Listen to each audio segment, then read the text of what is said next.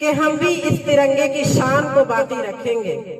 आजादी की कीमत एक बंद पिंजरे में परिंदे को आजाद करके देखा जा सकता है कि जैसे उसके पिंजरे का दरवाजा आप खोलेंगे तो देखेंगे कि वो बहुत ऊंचाइयों में उड़ जाता है। अपने वतन से मोहब्बत करना ये हमारे रसूल मोहम्मद सल्लल्लाहु अलैहि वसल्लम की सुन्नत है कि ऐ शहीदाने वतन बेमिसलों में मारे वतन, ऐ शहीदाने वतन बेमिसलों में मारे वतन, तुमने ऊंचा कर दिया खून दे के मेरे वतन, तुमने ऊंचा कर दिया खून दे के मेरे वतन। लो वतन के जर्रे जर्रे से मुबारकबादियां, लो वतन के जर्रे जर्रे से मुबारकबादियां, ऐ फिदायाने वतन तुम हो वफादारे वतन। अल्लाह से दुआ है कि अल्लाह हम सबको भी अपने वतन का वफादार बनाए और अपने वतन के लिए कुछ कर गुजरने की तौफीक दे। अपने वतन के 78 जश्न आजादी मना रहे हैं। किसी बात के कहने से पहले मैं आप सबको पूरे स्कूल की जानिब से इस जश्न आजादी की मुबारकबाद पेश करती हूँ।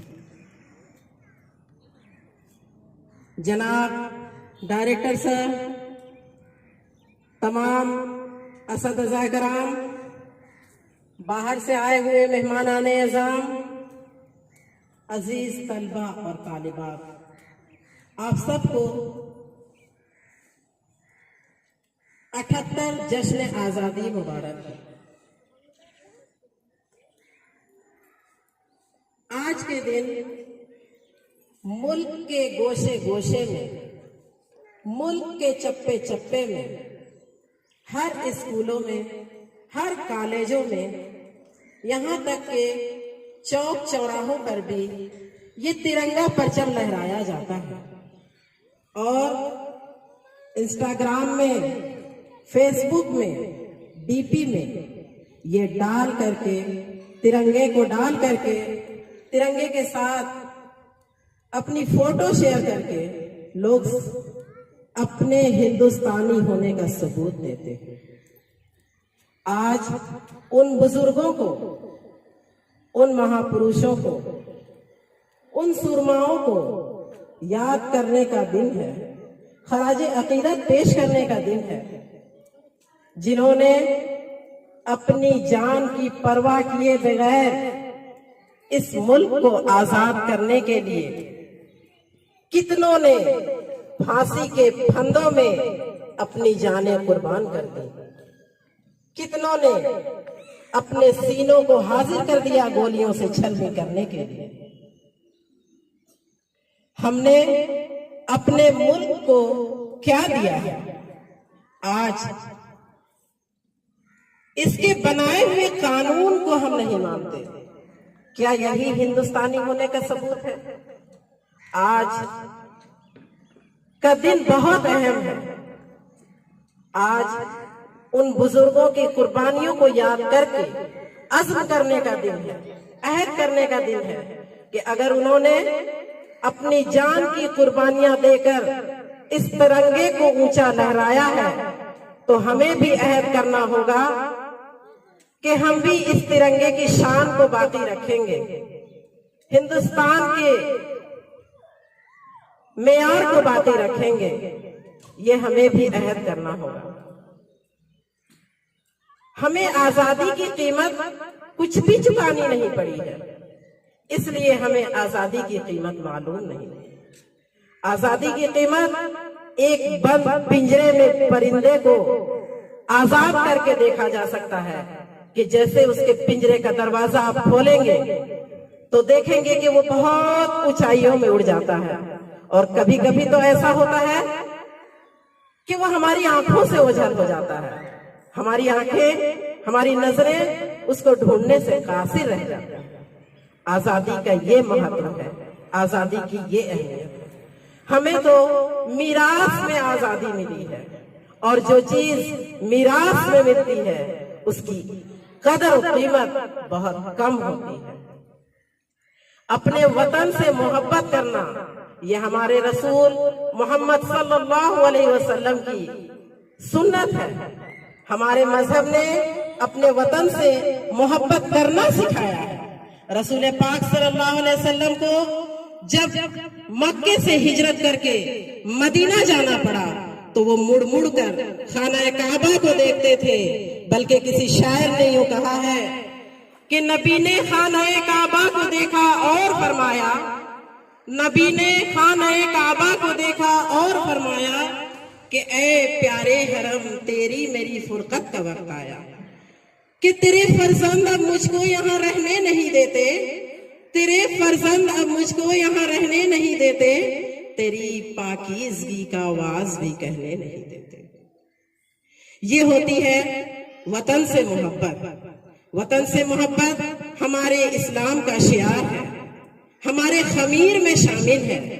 वतन से मोहब्बत हर एक हिंदुस्तानी को होना चाहिए कि हमें अपने वतन के लिए कुछ कर गुजरना चाहिए। यहाँ की मिट्टी में पैदा हुए, यहाँ की मिट्टी से पैदा होने वाले फल फूल सब्जी अनाज खा करके हमें ताकत और कुव्वत मिली है, तो हमें भी ये अज़्म करना चाहिए कि हमारे जिस्म में जो खून है वो हिंदुस्तान की मेयार के लिए, हिंदुस्तान के मुस्तकबिल के लिए कुछ काम आ जाए।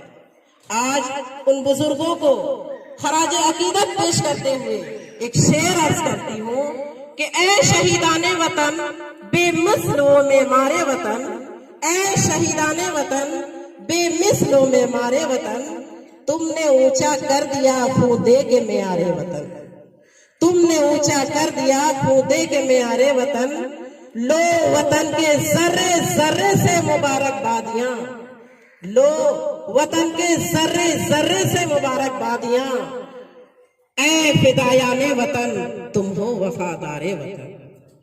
अल्लाह से दुआ है कि अल्लाह हम सबको भी अपने वतन का वफादार बनाए और अपने वतन के लिए कुछ कर गुजरने की तौफीक दे।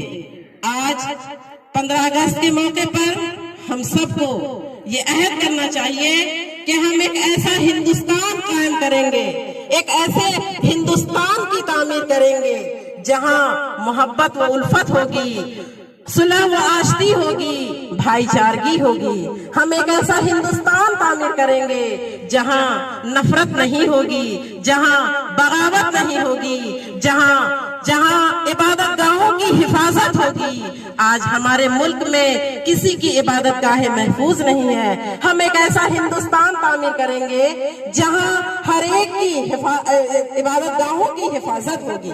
हम एक ऐसा हिंदुस्तान तामीर करेंगे जहां 100% लोग तालीम याफ्ता होंगे। ऐसा हिंदुस्तान तामीर करेंगे जहां सुकून होगा, जहां अपने मुस्तकबिल को बनाने के लिए मौके मयस्सर होंगे।